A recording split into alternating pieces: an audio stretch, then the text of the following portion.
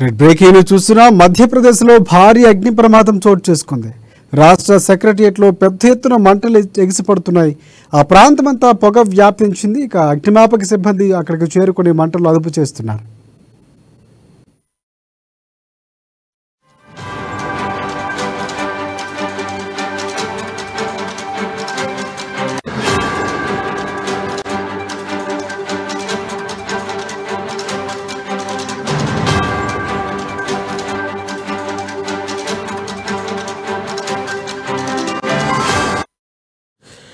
Red breaking చూస్తున్నా మధ్యప్రదేశ్లో భారీ అగ్ని ప్రమాదం చోటు చేసుకుంది.